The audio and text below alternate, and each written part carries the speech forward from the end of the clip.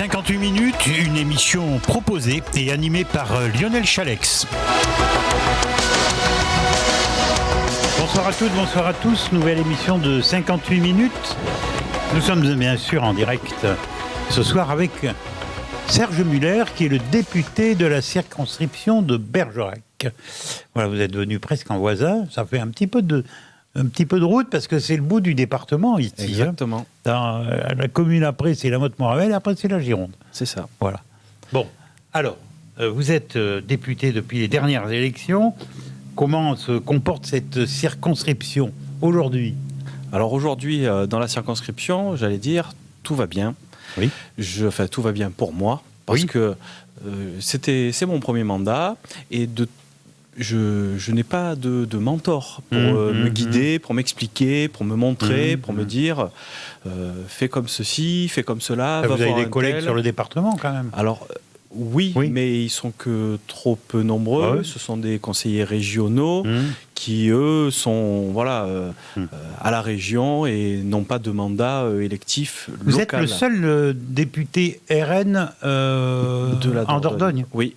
Dites donc. Hein. Le seul, ouais. J'espère que, on en avait déjà parlé, puisque vous êtes déjà venu ici sur l'antenne.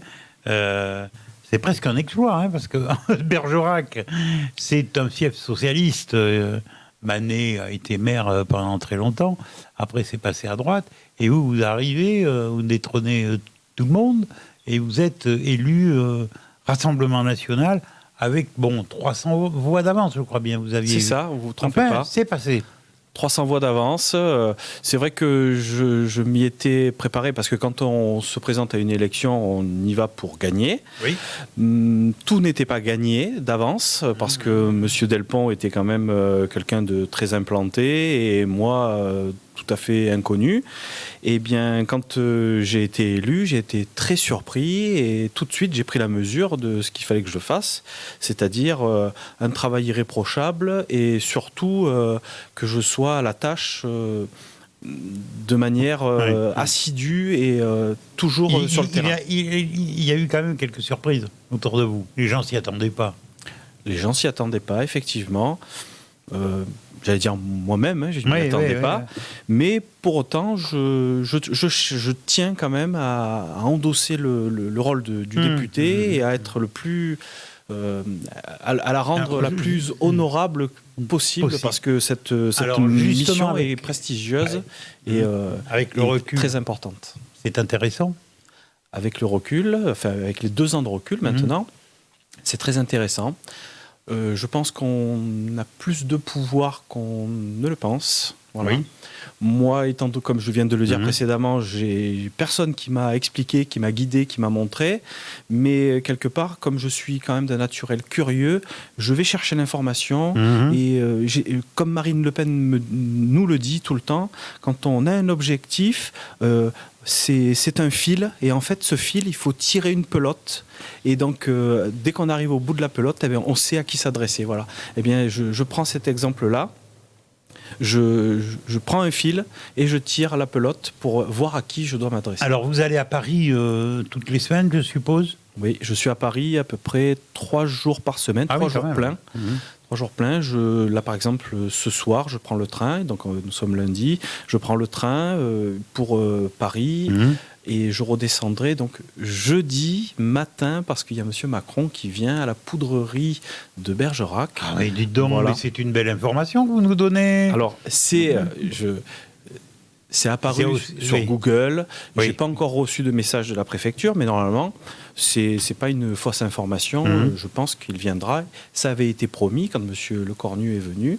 Ça avait été promis qu'il vienne et là, donc le président Macron sera à Bergerac jeudi. Jeudi, tout à fait. Toute la journée. On sera jeudi 10, je crois. La date, on s'en fiche. Voilà. Mais jeudi, jeudi. Il va y avoir quelques mécontents sûrement qui vont être à la venue du président. Je pense à quelques agriculteurs, peut-être. Je ne veux pas donner déjà des idées. Ne vous inquiétez pas, ils les ont déjà. Mais enfin, cette venue du président Macron, je crois l'avoir entendu sur des informations à la télévision, je pense.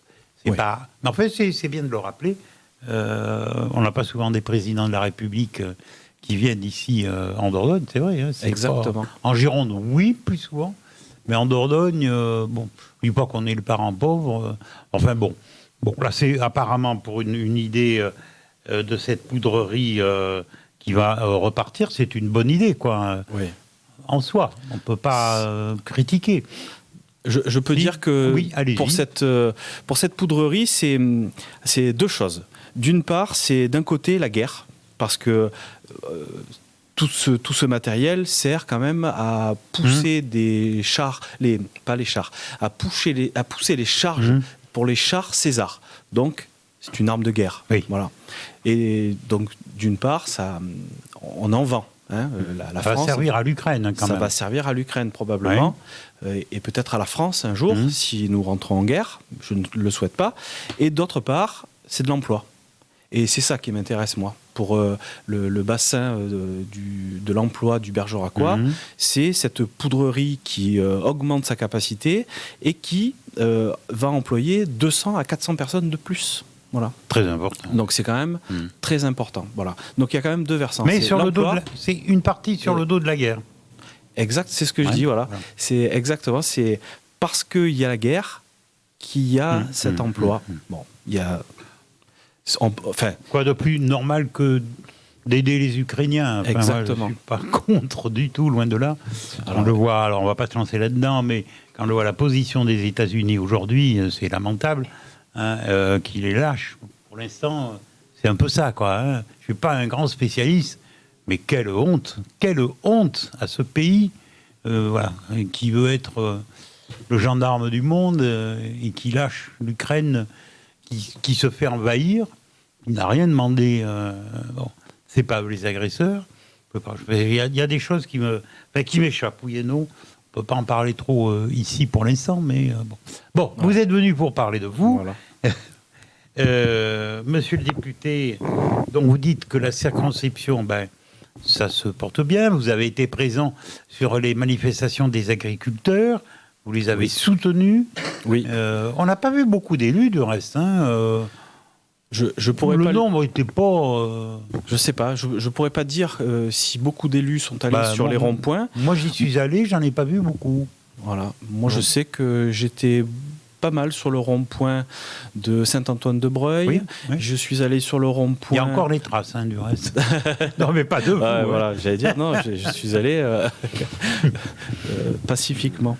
J'ai demandé au maire de Saint-Antoine quand est-ce qu'il comptait nettoyer, remettre le rond-point. Alors, ils ont une petite partie. Après, c'est le département aussi qui doit intervenir. Le département s'était engagé à nettoyer tous les ronds-points pour que ce ne soit pas à la charge des agriculteurs. Et Germinal Perrault ne vient pas souvent à Saint-Antoine, bien sûr. Non. Et il faut savoir que le département de la Dordogne n'a plus d'argent, ou beaucoup moins d'argent. Et si je peux me permettre de faire une petite Vous avez toutes aparté, je suis allé au salon de l'agriculture et j'ai déploré qu'il n'y ait pas de stand Dordogne. Voilà. Et en fait, il n'y avait aucun stand Dordogne. Pourquoi ? Parce que le département n'avait pas 200 000 euros à mettre pour la Dordogne. Voilà, pour faire valoir l'agriculture de la Dordogne au salon de l'agriculture. Il me semble qu'autrefois, il y en avait. La Dordogne était représentée. Bien sûr. Là, il n'y avait que deux stands. Quelqu'un de Sarlat qui faisait de l'huile de noix, tout produit à base de noix, et quelqu'un d'autre qui faisait du vin, mais c'était pas vraiment, c'était de la Dordogne, mais c'était pas l'ensemble des spécialités qu'on peut avoir en Dordogne. Les derniers soubresauts des pauvres viticulteurs qui sont en ce moment en train d'arracher leurs vignes, parce qu'en Dordogne, c'est pas Saint-Émilion ni le Médoc, et donc moi ici j'en connais un très particulièrement, 38 hectares d'arrachés. 38 hectares d'arrachés. C'est scandaleux quand même. Ouais. C'est scandaleux. Et oui. Tout ce qui est perdu, hein, malheureusement. Oui.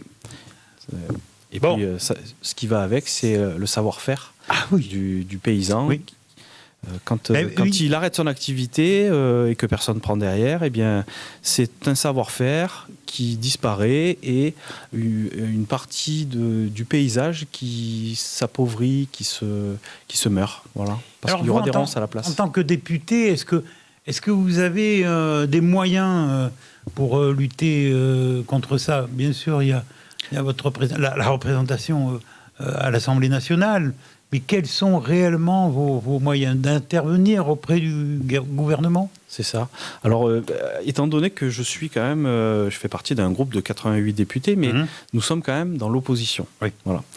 Donc, quand on est dans l'opposition, on ne peut que montrer à la majorité, enfin aux gens qui décident, oui. en gros, qu'ils font fausse route et qu'ils se trompent.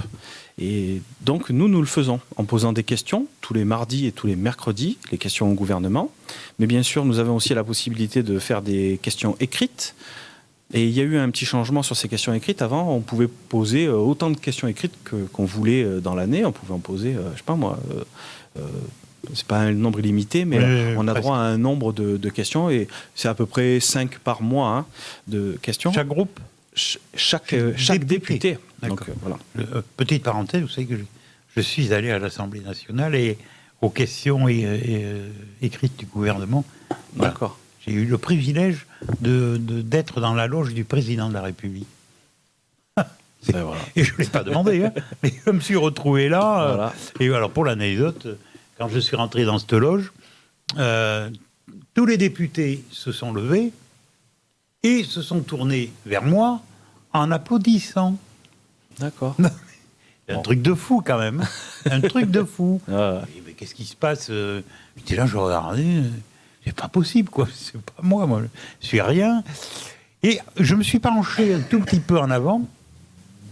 Et à ma gauche, dans la loge à gauche, à côté, ouais. Voilà, il y avait le Premier ministre israélien, Shimon Peres, qui était là. Il était à 3 mètres de moi. Ah, ouais. Et bien sûr, c'était lui qu'on applaudissait, et non pas moi. Voilà, je ferme la parenthèse. Bon.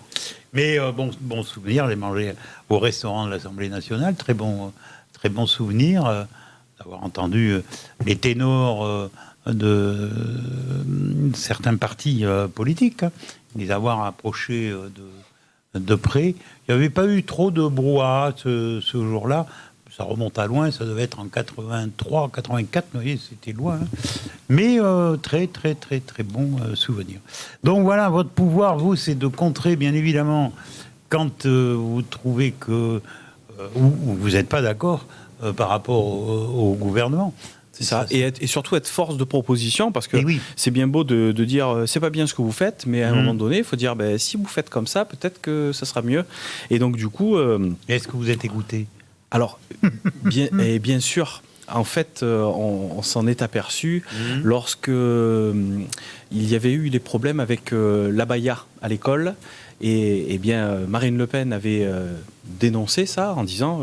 il est interdit de porter une abaya à l'école. Et puis justement, le ministre de l'époque, qui était Gabriel Attal, a justement, je ne sais plus si on peut dire qu'il a fait une loi, mais en fait, il avait décrété que l'abaya était formellement interdit à l'école. Et donc, du coup, on l'a pris pour nous, on s'est dit, tiens, on l'a proposé, et le gouvernement l'a fait, quoi. Voilà. Mais on aurait préféré qu'il nous écoute avant. Et vous êtes quand même, moi, vous savez que je parle un peu franco, mais vous êtes quand même souvent montré comme la bête noire. Toutes les critiques sont pour vous. Alors on peut penser que vous êtes les plus dangereux.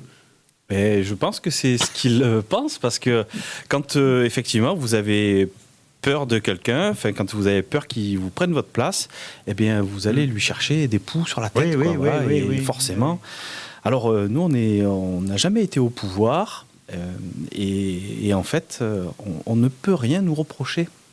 On peut juste nous reprocher si on est au gouvernement, c'est ce que nous on peut se reprocher, c'est il faut absolument pas il faut pas faillir à notre mission parce que nous avons l'obligation de résultat. Voilà. Alors qu'on va vous chercher parfois des vieilles querelles. Moi, ça me fait sourire. C'est pas tout à fait ça, mais enfin des vieilles querelles qui datent de 20, 30 ans on rappelle certains propos de Jean-Marie Le Pen. On ressort des vieux propos, tout, bien sûr. Tout et n'importe quoi. Oui, je trouve ça dommage. Moi, je suis pour la bonne discussion. Voilà, bon, je dirais exactement pareil pour vous si vous refusiez la discussion avec d'autres partis politiques. Bon, je pense que avec Mélenchon, le contact n'est pas au bout fixe, mais est-ce que vous arrivez à discuter, échanger? Absolument pas. Dans le département, en Dordogne, il y a une députée LFI. La première fois que je suis arrivé à l'Assemblée, moi, tout jeune, tout penaud, j'arrive et je vois cette dame et je vais pour lui serrer la main en lui disant « Bonjour, je m'appelle Serge Muller et je suis le député de Bergerac. Et là, elle me regarde et me dit « Non, je ne vous serre pas la main. » Voilà. Parce qu'en fait, mes idées ne lui conviennent pas. Et donc, moi, j'ai trouvé ça dommage. Je me suis dit, on ne peut pas s'arrêter aux idées politiques. Enfin, je veux dire, on est quand même des êtres humains. Moi, je fais l'effort d'aller vers elle, finalement. Parce que finalement, on n'a pas les mêmes idées. C'est très intéressant ce que vous dites. Ben oui. C'est important. Voilà, on n'a pas les mêmes idées. Les gens entendent bien ce que vous venez de dire. Voilà. On n'a pas du tout les mêmes idées. Et pourtant, moi, je vais vers elle et je vais lui dire bonjour parce que mon intérêt et son intérêt, c'est les gens qui habitent en Dordogne. Et c'est pas son ego et son petit intérêt à elle. Voilà. Les sectaires envoient où ils sont. Exactement. Ouais. Voilà. Bon, nous, on n'est pas sectaires pour la musique. Non. Et donc, on va faire notre première pause musicale. Très bien. Et on se retrouve de suite dans quelques minutes. Voilà, nous nous retrouvons avec Serge Muller, qui est le député de la circonscription de Bergerac. Elle est grande, du reste, cette circonscription. Elle vient jusqu'ici. Très grande. À l'opposé, elle va dans le Beaumontois. Oui. Au plus haut, on peut dire, c'est Villamblard. Ah oui. Et au plus bas, c'est Aimé. D'accord. Voilà, donc... ça fait du boulot, comme on dit. Ça fait beaucoup de boulot, ça fait beaucoup de routes, 40 000 km à l'année. Voilà, on en est à notre deuxième voiture. Bon, alors, vous êtes aussi venu pour parler de cette prochaine loi. Pour l'instant, les médias n'en parlent pas de trop, un petit peu comme ça, mais ils vont sûrement s'accaparer ça dans quelques semaines. Cette fameuse loi sur la fin de vie. Vous étiez un petit peu dans ce métier-là, quand même. Alors, j'étais pas un petit peu, j'étais beaucoup dans ce métier. Oui. Moi, j'étais aide-soignant. Alors, moi, j'ai commencé en 2003. J'ai eu mon diplôme d'aide-soignant en 2003, dans la région de Toulon, et j'ai commencé dans un service de soins gériatriques de longue durée. C'est-à-dire, c'était pas encore... ça s'appelait pas EHPAD, ça s'appelait service de soins longue durée. Voilà. C'était les personnes âgées, très dépendantes, et elles restaient là jusqu'à la fin de leur vie. Ah, oui. Voilà. Ensuite, je suis parti en psychiatrie. Je suis resté une dizaine d'années. Et là, c'était vraiment les plus belles années de ma carrière professionnelle. C'était très, très dur. Mais tellement beau et tellement passionnant que quand je rentrais dans le bus, j'avais envie de dire aux gens, vous savez d'où je viens ? Je viens de côtoyer des gens, des meurtriers, parce que souvent, en psychiatrie, il y a des gens qui passent à l'acte et qui tuent. Et j'avais envie de leur dire, j'étais à côté de quelqu'un qui a tué son père et sa mère. Et en fait, il ne m'a rien fait. Enfin, j'avais envie de donner l'impression que j'avais en disant, vous savez, ils sont malades, ils ont fait quelque chose, mais je suis toujours en vie, moi, c'est qu'ils ne sont pas si méchants que ça. Voilà. Et quand je suis arrivé ici en Dordogne, il fallait faire bouillir la marmite parce que je n'ai pas retrouvé de travail en psychiatrie, et donc je suis allé travailler en EHPAD. Je dis faire bouillir la marmite parce que c'est vraiment un choix. Il faut vraiment avoir envie d'aller travailler auprès de personnes âgées parce que sinon on n'y met pas tout son cœur. Et donc je ne dis pas que je n'ai pas mis tout mon cœur, mais quelque part, je n'étais pas épanoui. Voilà. En tout cas, s'il y a quelqu'un qui connaît le problème de la fin de vie, c'est vous. Vous avez été très près, par rapport à certains patients, de ce problème-là. Tout à fait. Vous parlez d'EHPAD, je suis un petit peu mitigé là-dessus. Moi, j'ai perdu ma mère l'année dernière. Bon, on va pas citer, mais les EHPAD, quand même, ça laisse plus qu'à désirer, quoi. Oui. Alors, on peut en parler 2 minutes. Les EHPAD laissent à désirer, effectivement, et moi-même, quand j'y travaillais, je trouvais que je faisais les choses vite, je faisais les choses pas forcément bien. Les personnes âgées ont besoin de présence, ont besoin de se sentir épaulées, aimées, exister. Et en fait, quand on est dans un EHPAD, quand on est résident, en fait, on voit le soignant 10 minutes par jour maximum. Le reste du temps, le soignant, il n'est pas en train de boire le café. Non, il est auprès d'autres personnes. Et il donne 6 autres minutes à quelqu'un d'autre. Voilà. Et en fait, ce qui manque dans ces centres de soins, dans ces centres de gériatriques, on va dire, ces EHPAD, il manque du personnel. Et il manque du personnel, pourquoi ? Parce qu'en fait, la profession, elle est un petit peu dénigrée. Et ça, je vais essayer, de par mon expérience, de justement inverser cette vapeur. Parce que quand on dit il ne faut pas aller là, il faut pas faire ce métier parce que c'est très dur, à un moment donné, tout le monde va se dire ça. Et il n'y aura plus personne pour aller travailler dans ces centres, dans ces EHPAD. Or, c'est un très beau métier. Le rapport à l'humain, c'est quelque chose de magnifique, c'est quelque chose qui se perd. Et j'estime que quand on travaille dans un établissement comme ça, il faut qu'il y ait du personnel. Et plus il y a de personnel, plus on est solidaire entre collègues et plus on peut apporter de l'attention aux gens qui sont soignés. Voilà, donc je pense que l'État doit mettre les moyens dans les financements de ces maisons de retraite. Je ne sais pas si vous savez, mais les maisons de retraite sont toutes en déficit. C'est surprenant, des parce déficits que par rapport aux tarifs pour certaines, je abyssal. ne mets pas tout le monde dans le même sac.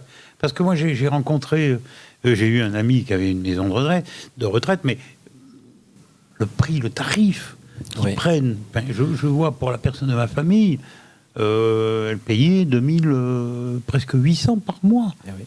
Mais il faut savoir que quand même, peut-être la moitié du tarif qui est payé par le résident, c'est des charges salariales. Hein. Parce que les maisons sont financées, les maisons perçoivent l'APA, l'aide personnalisée à l'autonomie. Oui, effectivement, c'est les charges salariales qui plombent les finances des maisons de retraite. Mais vous venez de dire qu'il n'y a pas assez de personnel. Ah mais non, mais il en faudrait davantage. Et justement, c'est là qu'est le problème. C'est qu'en fait, il n'y a pas suffisamment de personnel, mais il y a quand même eu une revalorisation des salaires du personnel. Il y a eu la prime grand âge, ensuite il y a eu le Ségur, et tout ça sans augmenter de trop, parce que je ne dis pas que ça n'a pas augmenté, mais sans augmenter de trop les pensions des résidents. Des résidents. Voilà.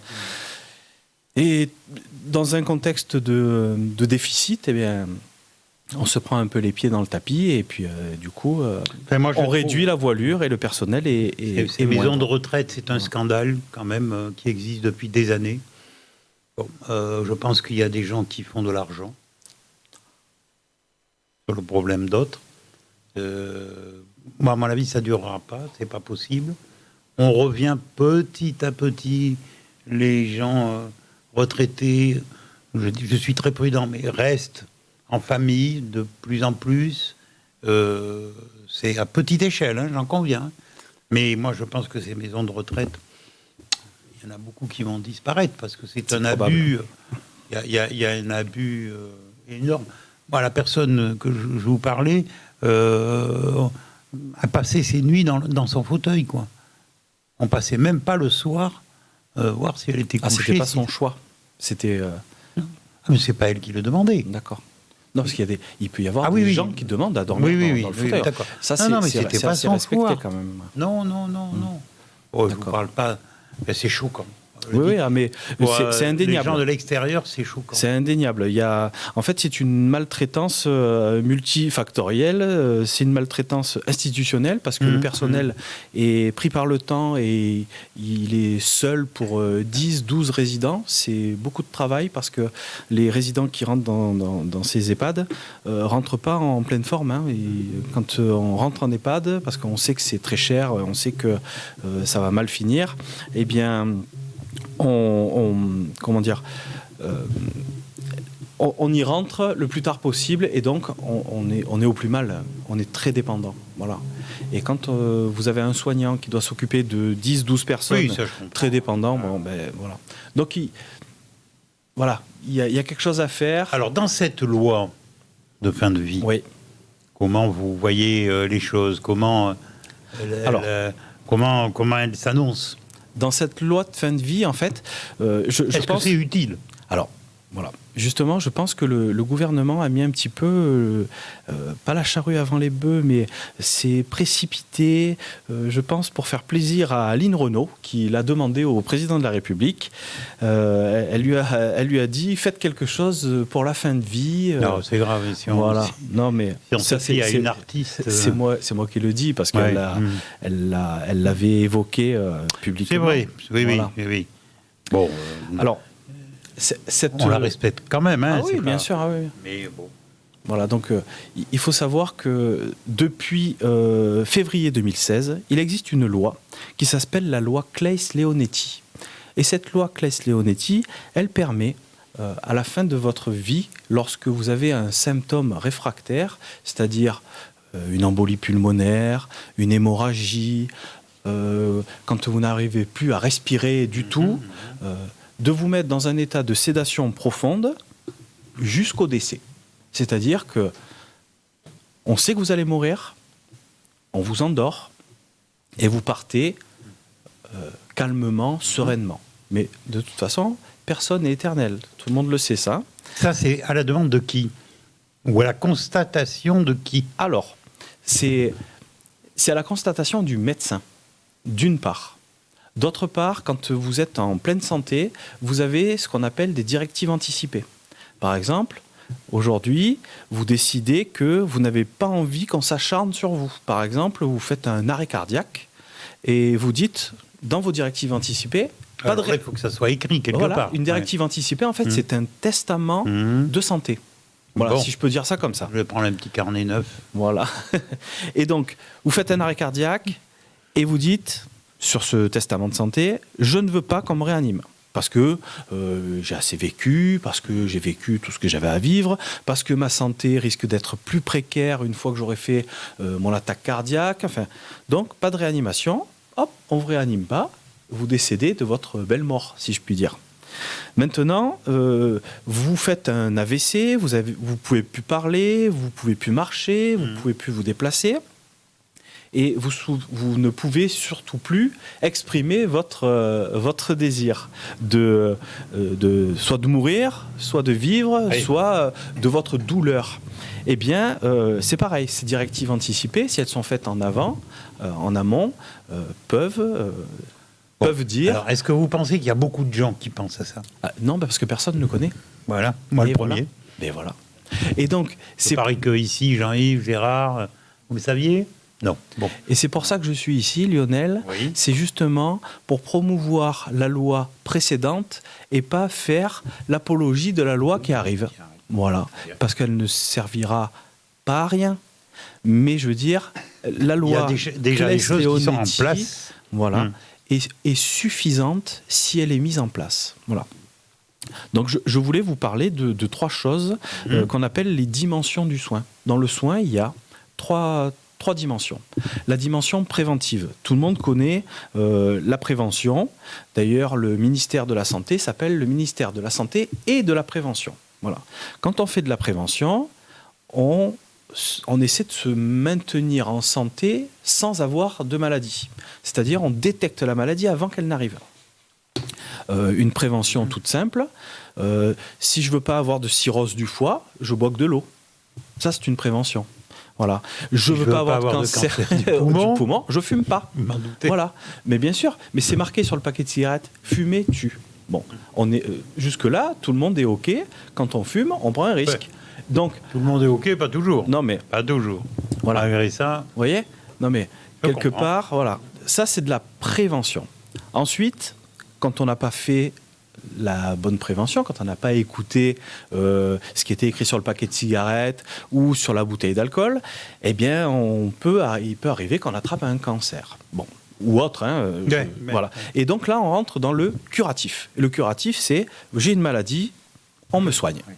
Donc, curatif, ça veut bien dire ce que ça veut dire. C'est je soigne la maladie et j'en guéris, ou alors je guéris pas. Et là, on passe dans la dernière phase, qui est la phase palliative. Donc palliatif, ça veut bien dire ce que ça veut dire. Ça fait peur un peu. Ça fait un peu. Oui, c'est sûr.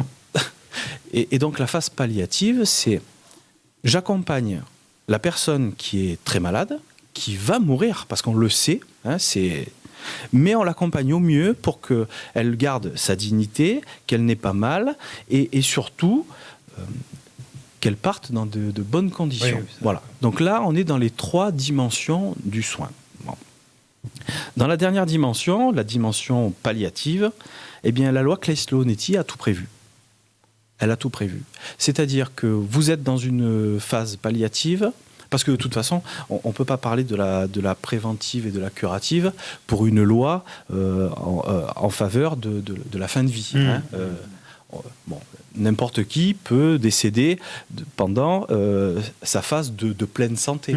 Un accident de voiture, on n'est pas à l'abri de tout ça.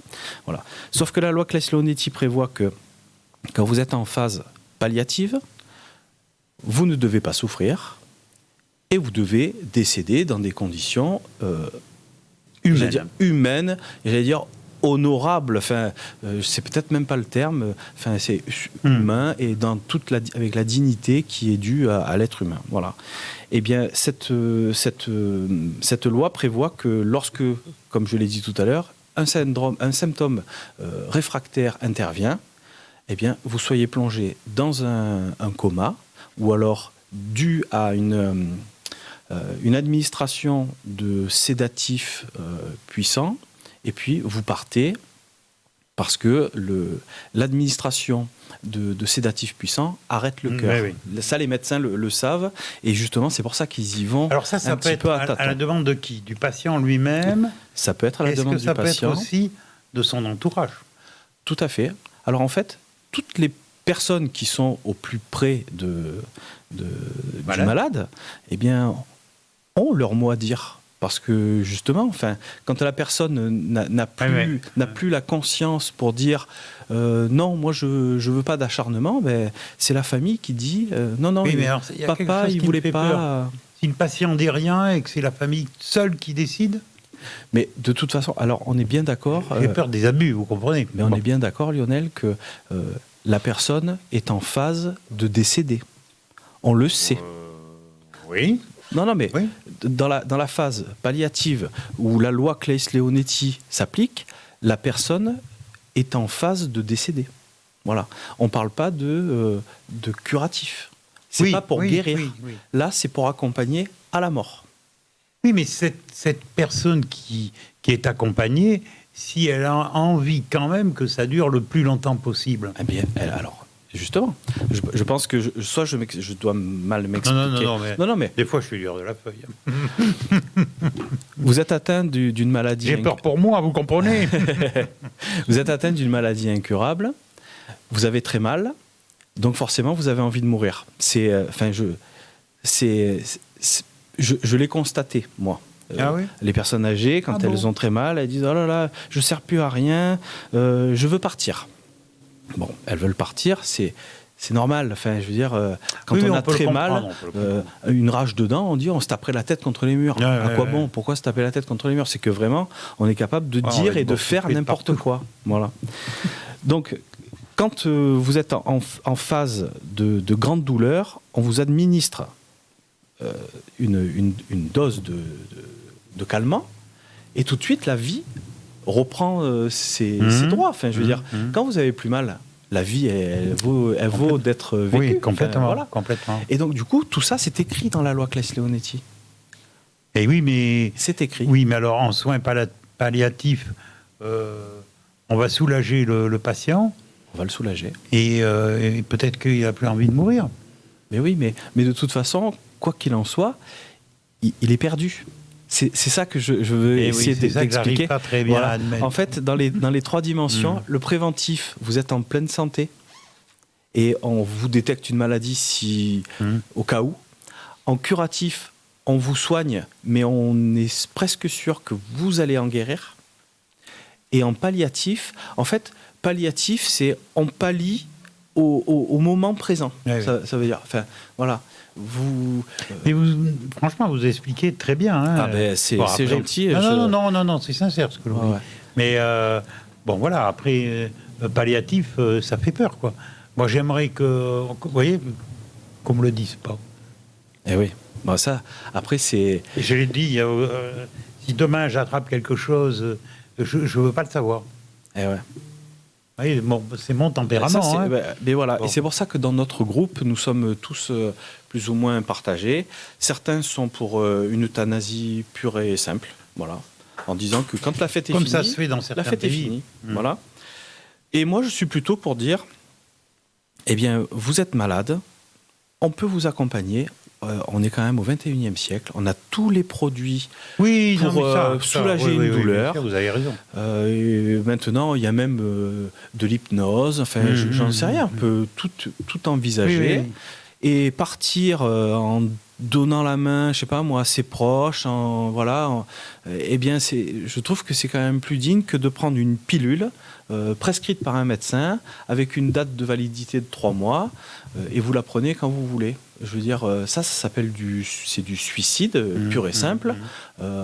Avant, ça se faisait sous un train, sous une voiture ou avec une boîte de Doliprane ou deux. Voilà. Pour moi, ça c'est. Attention à ce que l'on dit. Qu'on donne pas des. Non, mais pour moi, ça c'est le vrai suicide. Oui, voilà. Oui. C'est un événement violent pour se donner la mort. Voilà. Et qui est répercuté sur l'ensemble de la famille et qui est choquant. Voilà. Donc, la nouvelle loi que M. Macron veut mettre en place, en fait, je ne vais pas rentrer dans les détails parce que moi-même, je ne les connais pas, parce qu'elle sera mise au Parlement qu'au mois de mai. Voilà. Mais en gros, je vous explique.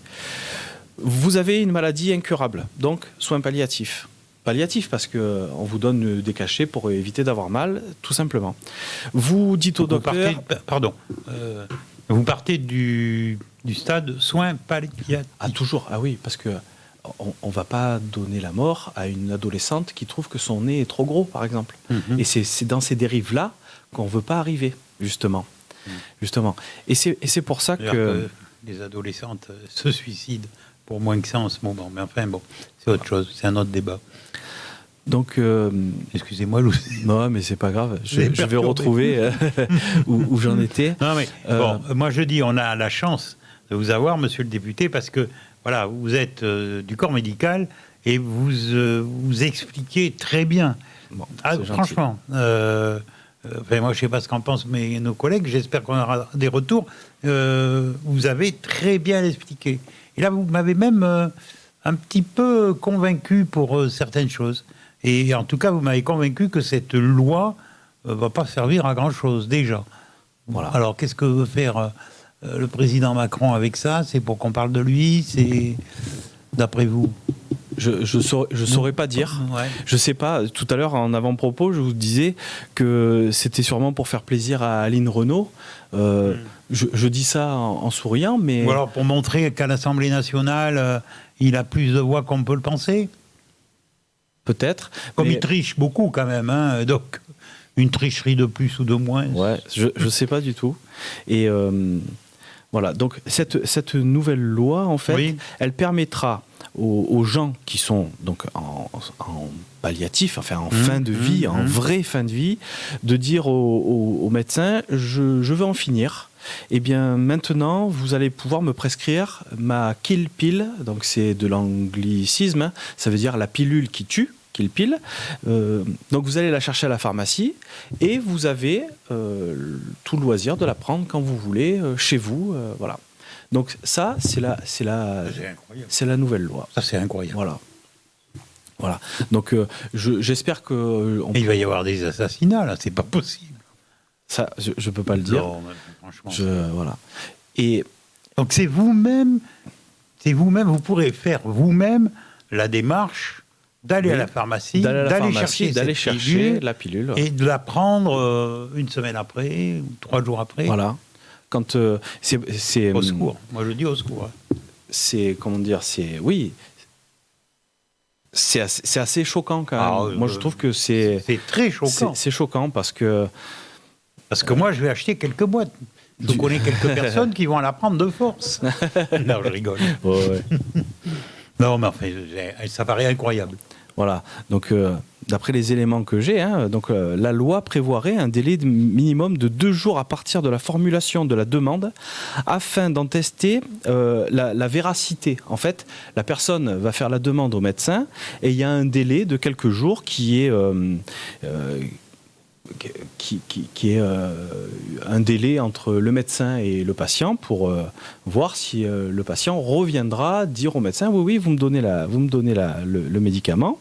Et la réponse doit ensuite intervenir dans un délai maximum de 15 jours.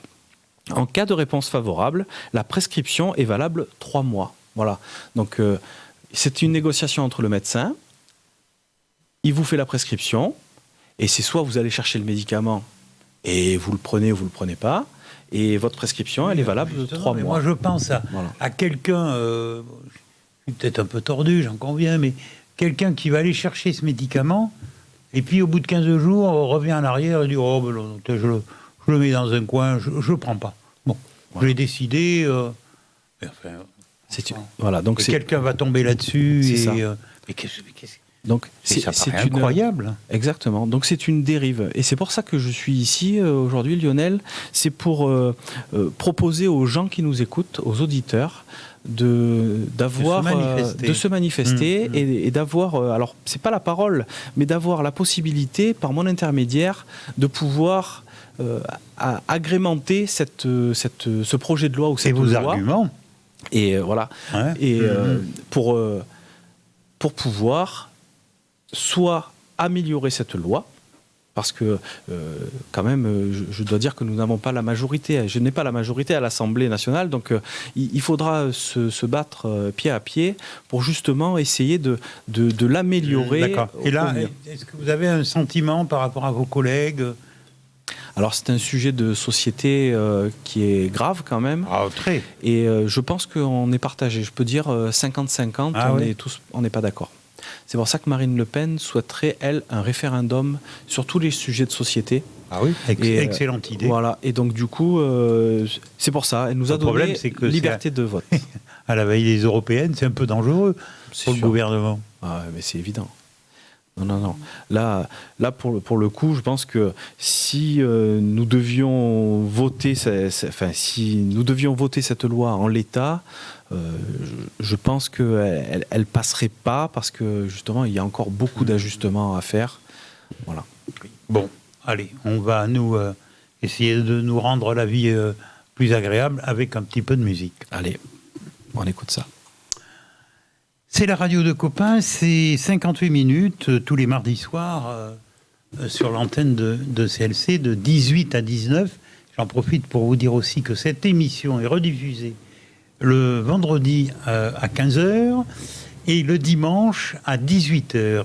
Et puis aussi, vous la retrouvez grâce à notre ami Gérard Pommier sur YouTube. Il suffit là de... Prenez l'abonnement, c'est gratuit sur YouTube. Nous avons notre chaîne télé, CLC Web Radio, et vous avez en permanence, du reste, toutes les émissions que nous avons pu réaliser. Quand vous êtes sur la chaîne, vous prenez l'onglet vidéo, et là, vous n'avez plus qu'à choisir. Ça y est en permanence. Merci en tout cas d'être venu. Serge Muller, vous êtes député de Bergerac. On parle de cette future loi qui va faire débat, j'en suis sûr, sur la fin de vie. C'était à l'initiative du gouvernement français. Bon, il y a les pour et les contre déjà. Vous venez de bien nous expliquer, c'est vrai, le pourquoi du comment. Je pense que vous êtes aussi à l'attente des auditrices, des auditeurs, des gens qui vous ont élus, et qui aussi se manifestent, bien évidemment, pour vous donner leur point de vue, les pour, les contre, voilà.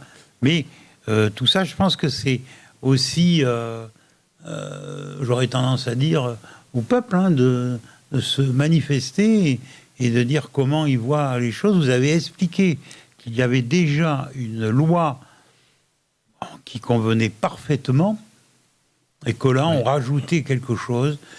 Bon, moi, je vous dis le fond de ma pensée, c'est assez surprenant, mais moi, même, je pourrais dire inquiétant. Mais enfin bon, au moins surprenant. Tout à fait. Est-ce que j'ai tout dit ? Vous avez tout dit et merci beaucoup. Alors effectivement, je suis donc un élu de la nation et sur un petit morceau de territoire français, hein, le Périgord pourpre. C'est le plus beau. C'est le plus beau, voilà. C'est à nos yeux, c'est le plus beau. Qu'est-ce que c'est ? C'est normal. Il y a des contestations dans le studio. Donc effectivement, je m'en retourne vers les électeurs, enfin les électeurs, les auditeurs, enfin les gens qui ont voté, et les électrices, bien sûr, hein, sans les oublier. Parce qu'en fait, on a toujours tendance à dire que l'élu, une fois qu'il est élu, il en fait qu'à sa tête, il fait que comme il veut. Alors effectivement, hein, moi j'ai des consignes de vote pour tous les sujets nationaux. Et là, en fait, c'est pas vraiment un sujet national, mais c'est un sujet moral. Donc, en fait, Et justement, votre parti, qui est le RN, donnera une consigne de vote pour une loi comme ça ? Absolument pas. D'accord. Marine Le Pen, la présidente du groupe Rassemblement National à l'Assemblée nationale, nous a donné liberté de vote. Et c'est pour cela que je viens aujourd'hui dans votre radio pour justement demander aux gens s'ils ont des suggestions à m'apporter sur la nouvelle loi sur la fin de vie pour justement l'amender. Un amendement dans la loi, c'est apporter une modification et apporter une amélioration, quelque chose soit de plus large ou de plus restrictif. Voilà ce qu'est un amendement. Et donc, du coup, les auditeurs peuvent me contacter. Alors, par différents biais. Hein. J'ai un numéro de téléphone, une adresse mail, une adresse postale. Alors, on peut le prendre déjà, le numéro de téléphone ? Bien sûr. Alors, le numéro de téléphone, c'est le 06 64 09 73 31.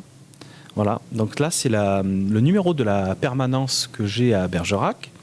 Ensuite, on peut m'écrire à l'adresse mail suivante: Serge, tout en minuscule, hein, .muller @assemblée-du-6, me semble-t-il, national.fr. Ou alors Muller, M-U-2-L-E-R. M-U-2-L-E-R, oui. Tout à fait. Ou alors m'écrire directement à ma permanence parlementaire au 47 rue Bourbarot à 24 100 à Bergerac. Et j'ai aussi une adresse, mais je peux la dire aussi, au 126 rue de l'Université, 75 007 Paris. C'est l'Assemblée nationale, voilà. On écrit au député Serge Muller. Vous avez une page Facebook aussi. J'ai une page Facebook et ça doit être Serge Muller, député de la Dordogne, tout simplement. Voilà. Bon, ça fait beaucoup de choses, mais on va redonner Facebook, le numéro de téléphone, 06 64 09 73 31. Tout à fait. Là, on peut vous avoir au téléphone, sans problème. Si quelqu'un veut se manifester et dire « moi je suis pour, moi je suis contre, mais moi je pourrais être pour, mais voilà, ça serait bien que ça soit abordé ». Enfin bon, voilà pour rentrer en contact avec vous. Ne pas me contacter juste pour me dire « je suis pour » ou « je suis contre ». Alors, vrai. On peut m'écrire sans problème pour me dire « je suis pour » et essayer d'argumenter. Aujourd'hui, les gens, le stylo, ça ne marche pas toujours. Pour quelque chose de rapide. On peut m'envoyer un petit SMS sans aucun problème en me disant je suis pour, je suis contre. Voilà, c'est comme un mini référendum que j'organise. Je verrai les choses comme ça. Exactement. Ou pourquoi je suis contre. Hein. Exact. Donc voilà. Alors vous avez vos permanences aussi. Oui. Alors, et je suis aussi, on peut me rencontrer aussi, si on le souhaite, effectivement. Alors, tous les premiers vendredis du mois, je suis à Villefranche de Lonchat, tout le monde connaît, voilà, tout le monde connaît Villefranche-de-Longchamp. Je suis à la mairie de 10h à midi. Le deuxième vendredi du mois, alors ça reste encore à définir, mais avant j'étais à la Linde, mais ça risque de changer. Je risque d'aller à Beaumont du Périgord, mais donc le deuxième vendredi du mois, pour le moment, il est en stand-by. Donc premier à Villefranche. Le troisième vendredi du mois, je suis à Aimé, à la mairie aussi. Et le quatrième vendredi du mois, je suis à ma permanence. Alors là, j'y suis toute la journée. Voilà. Et elle est ouverte sur rendez-vous aussi. L'adresse déjà. C'est 47 rue Bourbarreau, à Bergerac. C'est à côté du palais de justice. C'est une petite rue piétonne à côté du palais de justice. D'accord. Voilà. Pour donner un visuel mémotechnique. Voilà. Bon. Donc, qu'on pourrait peut-être faire, si ça vous dérange pas, je regarde en même temps Jean-Yves, nous envoyer peut-être un petit récapitulatif que l'on pourrait mettre sur notre page Facebook. Très bien. Régulièrement. Très bien, voilà. Ça serait bien, parce qu'une fois que l'émission va être terminée, bon, bien sûr, on peut la retrouver, mais ça serait bien que de temps en temps, on rappelle sur notre page Facebook vos coordonnées, quand on peut vous rencontrer. Voilà, moi, je pense que ça, c'est important. Oui, c'est important, bien sûr. Et je vous disais du reste, je vous demandais hors antenne, vous allez facilement sur des invitations de manifestations, vous pouvez vous y rendre aussi. Tout à fait. Voilà.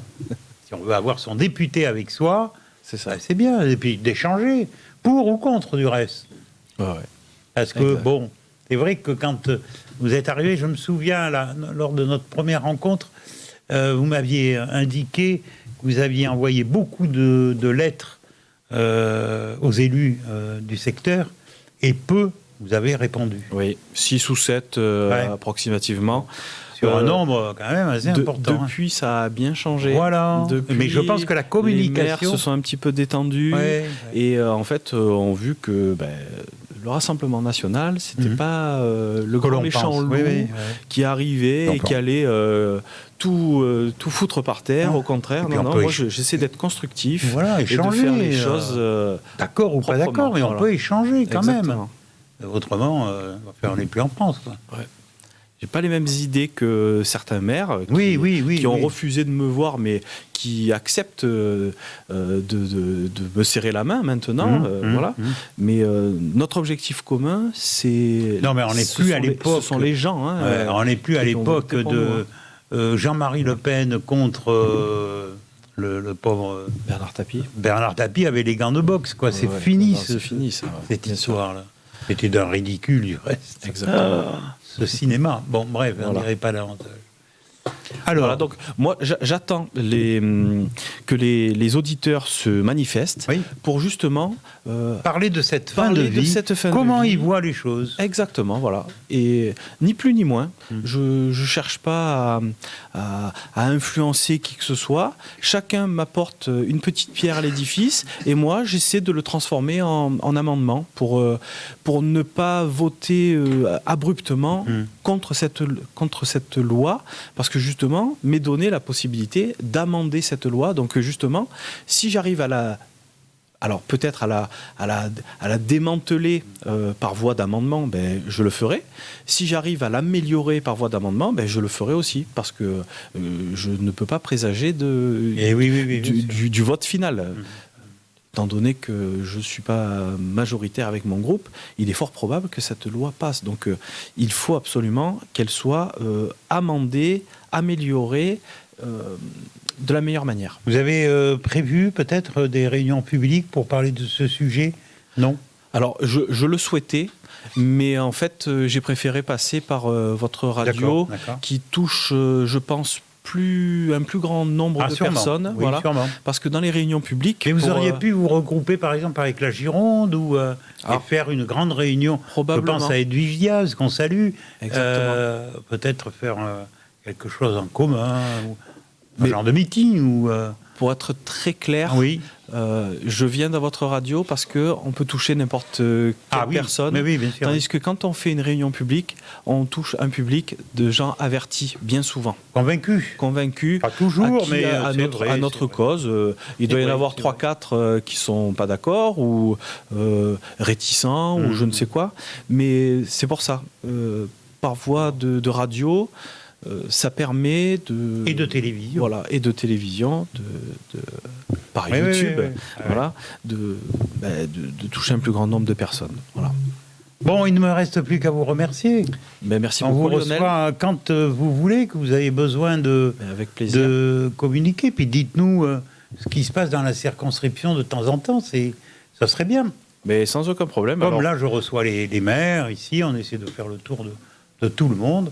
Et ils viennent nous apporter un peu de précision, comment fonctionne leur commune. Mais moi, je pense que le rôle du député est très important et que la population et nous, donc les auditrices et les auditeurs, sont au courant de ce qui se passe avec le député, parce que le conseiller départemental, maintenant on l'appelle comme ça, je ne pourrais même pas vous dire son nom, vous voyez. Ah, d'accord. Et non. On appelle n'importe qui là dans la minute qui suit, au hasard comme ça, je suis sûr qu'on nous répondra, je ne sais pas qui c'est. Ah, d'accord. Oui, on n'a pas le nom. Et Non, c'est vrai alors, que... En plus, nous ici, on est placé un peu dans le bout des départements. Donc, en Dordogne, si vous dites Véline, ah bon, c'est où c'est comme ça, on est situé géographiquement à l'autre bout du département. Mais c'est bien de venir en parler. Après, les gens aussi s'habituent. Ah, tiens, aujourd'hui, je sais que il y aura X, Y, Z qui viendront parler bien sûr. De ce que j'ai envie d'entendre, ou voilà, d'être au courant. Ouais. C'est le rôle de la radio. C'est ça. À bientôt. À bientôt. Merci beaucoup. Merci. Et n'oubliez pas, non, tu peux laisser. N'oubliez pas, CLC, c'est 24 heures sur 24. Par Lionel Chalex.